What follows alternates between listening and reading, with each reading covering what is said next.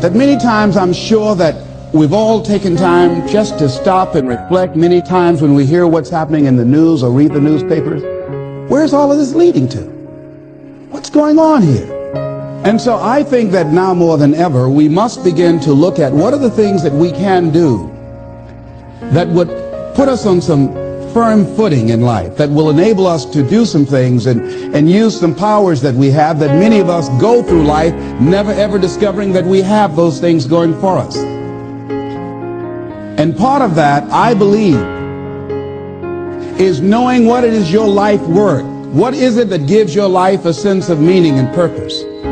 Because once you find that, it puts you in your power place. See, if you know what your life work is, I encourage you to start working on it. If you can't do it all at one time, do just a little bit of it.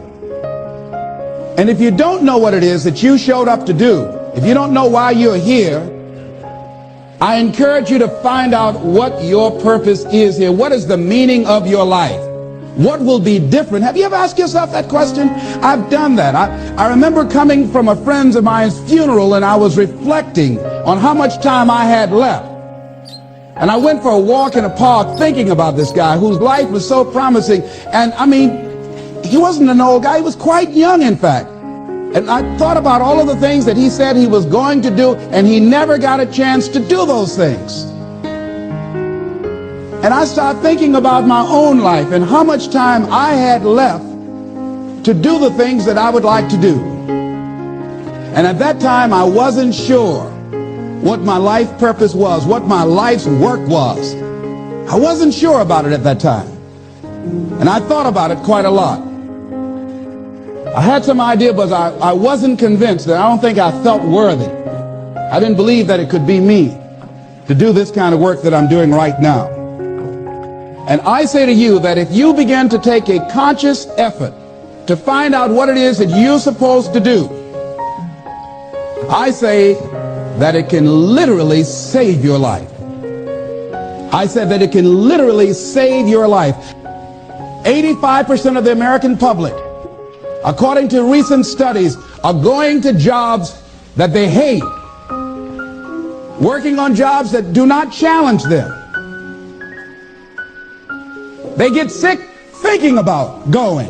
Because, see, when you go to a job and you already know how far you can go, you can already see that proverbial glass ceiling.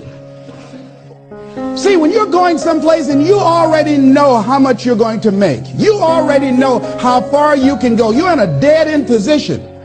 It erodes your self-esteem. It lowers your sense of yourself.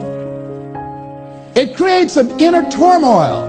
It creates an emptiness in you. So I say that your life is worth finding what it is that you're supposed to do. And I'm not saying quit your job. I'm saying find it and do just a little bit of it. Just start working at it just a little bit, but do find out what your work is and hold on to it, and don't let your dream go. Don't let it go. See, and here's something else I want you to begin to look at. Why is it that most people don't pursue their dreams or don't do better than what they're doing if they're capable of doing it? I think that many of us don't go the next step because we don't know what to do yet. And I say that the reason that we don't even explore the possibility of what to do is because subconsciously we don't believe that it can happen for us, and we don't believe that we deserve it. Here's something else. Most people are not living their dreams because of fear, ladies and gentlemen. Fear, limited vision, and lack of self-esteem is what keep most people doing things they don't want to do. That is an illusion that we create in our mind. It is a state of mind that can be changed. So let's look at how we can begin to take some steps to restructure that fear, to begin to expand our visions of ourselves, to begin to increase our self-esteem. Webster said that self-esteem means confidence and satisfaction in oneself. The same reason that people stay in relationships where they're abused or they're unhappy or it's unfulfilling, they can't see themselves beyond that relationship. They can't see themselves enjoying life without that person. They think that this is all that they can do. The same reason that people get stuck at a certain level in life, they can't see things being better for them. And they think that this is it and this is all they deserve. This is all they've ever seen. It's been passed on to them. And they think that this is it for them. Oh no.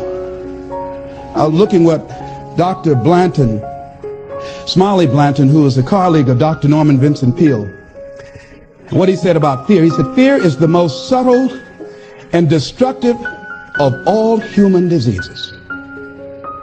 Ladies and gentlemen, fear kills dreams. Fear kills hope. Fear put people in the hospital. Fear can age you.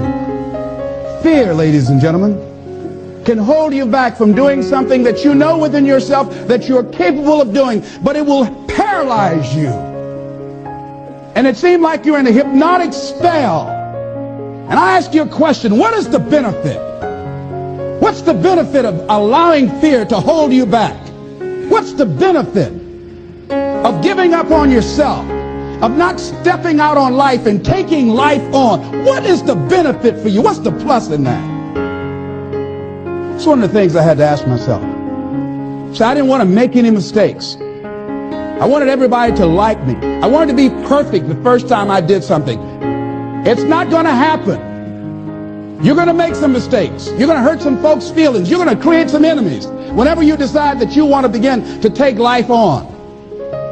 You've got to ask yourself, how long am I going to allow this to hold me back? I like what Zig Ziglar says. He said, fear is false evidence appearing real. So here's what I'm suggesting. How much time do you spend working on you? How much time do you spend every day working on your dream? In the last 90 days, how many books have you read? In the last year, what new skill or knowledge have you acquired? What kind of investment have you made in you? Look at your life right now. Whatever you've done up to this point in time, your life is working. Whatever you have produced, it came out of you as a result of the kind of person that you have become. It's a result of your choices. It's a result of your consciousness. Now you have to ask yourself, are you satisfied with what you have produced? Is this what you want? Would you like for things to be better than this? Do you believe that you deserve better than this? Or are you content? This is it. You don't have to do anything else. That you've already resigned yourself in life and say, well, I'm happy. I'm not starving like the people in Calcutta. So I'm saying that as you begin to look at where you want to go, if you want to make it today, and things are changing so fast you have to literally run to stand still, I'm saying that you've got to make some conscious effort to begin to work to develop you. Are you allowing yourself to get off the hook like that? Or do you believe somewhere in the back of your mind or in your heart that there's some other great work for you to do? There's something else that life has for you. And that's why you're here. How do we handle this fear factor? How do we increase our self-esteem? You have to begin to fortify yourself. How do we do that? I believe that you have to begin to consciously monitor your inner conversation and start talking to yourself. Start building yourself up. Sometimes the only good things you will hear about you are the things that you say to you. So I'm saying learn to be your own booster. Start building yourself up. Start encouraging yourself.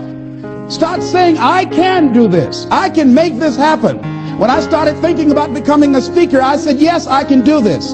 I can make this happen. When I start trying to convince myself I can be a businessman after flopping and failing and losing thousands of dollars and feeling stupid and dumb and having people take advantage of me because of what I didn't know, I had to talk to myself because people were saying to me that I was dumb. And somewhere in the back of my mind, I was saying, you're right. Look at what I've done. I had to say, no, Les. Hey, come on, man. Get yourself together. You can handle this. You just haven't figured it out yet. It's all right. This is your training period. This is the tuition you have to pay for what you don't know. You can do this. Other people have done it. It doesn't take an Einstein. Get you some people that can teach you some stuff that you don't know. Get you some people that have done it successfully and learn from them. Take some seminars, workshops, read some books on how to manage a business. Change the way you see yourself and begin to tend to the personal details. Understand that nobody's going to take care of your business better than you.